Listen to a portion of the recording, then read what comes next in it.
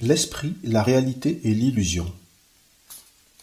Par Kalu Rinpoché, dans La Voie du Bouddha. Premier chapitre. Qu'est-ce que l'esprit?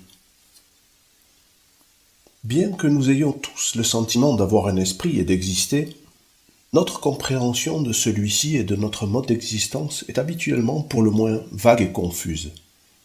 Nous disons bien « j'ai un esprit »,« je suis »,« j'existe ». Nous nous identifions à un moi, un je, auquel nous attribuons des qualités. Mais nous ne connaissons véritablement ni la nature de cet esprit, ni celle de ce moi. Nous ignorons en quoi il consiste, comment il fonctionne, et globalement, qui nous sommes fondamentalement. Le paradoxe fondamental. Dans la quête de l'esprit, le point essentiel est de reconnaître sa nature, en commençant par questionner, au niveau le plus profond, ce que nous sommes réellement. Ceux qui examinent vraiment leur esprit et qui considèrent profondément ce qu'il est, sont extrêmement rares. Et pour ceux qui essaient de le faire, l'examen s'avère difficile. Recherchant et observant ce qu'est notre esprit, nous n'arrivons pas à le cerner véritablement. Nous ne le trouvons pas vraiment. Nul doute que, d'un point de vue scientifique, beaucoup de réponses pourraient être données pour définir ce qu'est l'esprit. Mais nous ne parlons pas ici de ce type de connaissance. Le problème fondamental est qu'il n'est pas possible que l'esprit se connaisse lui-même, car celui qui cherche le sujet est l'esprit lui-même, et l'objet qu'il se propose d'examiner est aussi l'esprit. Il y a là une situation paradoxale. Je peux me chercher partout, dans le monde entier, sans jamais me trouver, car je suis ce que je cherche. Le problème est le même que d'essayer de voir notre propre face. Nos yeux en sont extrêmement proches, mais ils ne peuvent pas plus la voir qu'ils ne peuvent se voir eux-mêmes. Nous n'arrivons pas à connaître notre propre esprit, tout simplement parce qu'il est trop près. Un proverbe du Dharma dit « L'œil ne voit pas sa propre pupille ». De même, notre propre esprit n'a pas la capacité de se voir lui-même. Il nous est tellement proche, tellement intime, que nous ne pouvons pas le discerner. Ce n'est qu'en sachant faire le détour qui consiste à utiliser un miroir que nous pourrons voir notre propre face. De même que pour se voir lui-même, l'œil doit avoir recours à cet objet particulier. L'esprit, pour s'étudier lui-même, doit faire appel à un moyen particulier, qui joue le rôle du miroir dans lequel il peut découvrir son vrai visage. Ce moyen est le dharma tel que nous le transmet un guide spirituel. C'est dans la relation que nous entretenons avec l'enseignement et cet ami spirituel ou ce guide que l'esprit va pouvoir s'éveiller petit à petit à sa nature véritable et finalement dépasser le paradoxe initial en découvrant un autre mode de connaissance.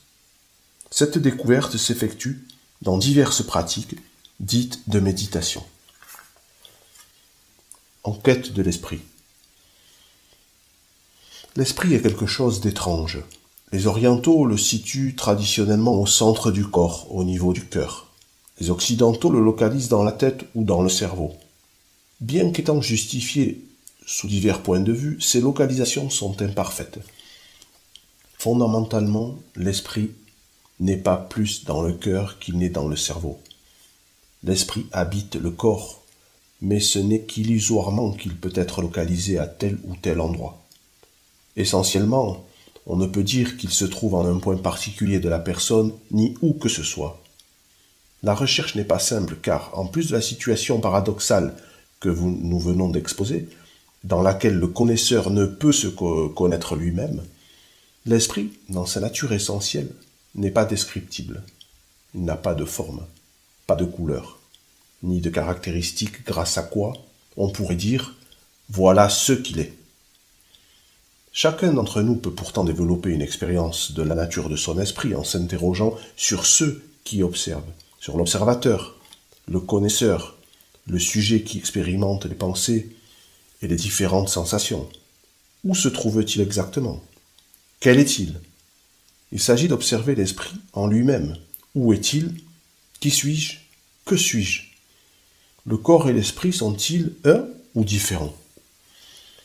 Mes expériences se déroulent-elles à l'intérieur ou à l'extérieur de l'esprit? L'esprit et ses pensées sont-ils distincts ou sont-ils la même chose? Si oui, comment? Sinon, comment? Cette recherche se conduit dans la méditation, en relation étroite avec le guide qui nous indique ce qui dans cette exploration est juste et ce qui est erroné. Cela peut durer plusieurs mois, voire plusieurs années. Dans cette quête approfondie, le guide spirituel nous dirige progressivement vers l'expérience de la véritable nature de l'esprit. Elle est difficile à comprendre et à réaliser, car fondamentalement, elle n'est pas quelque chose qui puisse être appréhendé au moyen de concepts ou de représentations. L'étude principale de l'esprit ne peut se faire par la théorie. Il faut recourir à l'expérience pratique de la méditation, observer encore et encore cet esprit, afin d'en pénétrer la véritable nature. Dans les pratiques méditatives, il existe une double approche. L'une pourrait être dite analytique et l'autre contemplative. La première est faite d'interrogations comme celle qui vient d'être mentionnée. Si l'on prolonge cette recherche sans se lasser, en étant guidé avec compétence, une certaine compréhension croît. Dans la seconde approche, l'esprit reste simplement au repos en sa propre lucidité, sans contrainte ni artifice. Cette pratique dépasse toutes les formes d'analyse précédentes, en faisant sortir de la sphère des concepts et en ouvrant à une expérience immédiate. Au terme de ces méditations, se fait la découverte de l'esprit comme étant essentiellement vide, ce qui signifie qu'il est vide de détermination, vide de caractéristiques, telles que forme, couleur, aspect, et que sa nature est au-delà des représentations, des concepts, des noms et des formes. Pour essayer d'évoquer cette vacuité, la notion la plus proche serait celle de l'indétermination de l'espace. L'esprit est vide comme l'espace. Mais ce n'est qu'une image et comme nous le verrons plus tard, il n'est pas seulement vide. Pour l'instant, je voudrais insister sur l'importance capitale de la connaissance de l'esprit et sur ses fruits. L'esprit est ce que nous sommes, il est ce qui expérimente bonheur et souffrance, il est ce qui éprouve les différentes pensées et sensations, ce qui est soumis aux émotions plaisantes ou déplaisantes, ce qui expérimente désir, aversion, etc. La compréhension véritable de sa nature est libératrice.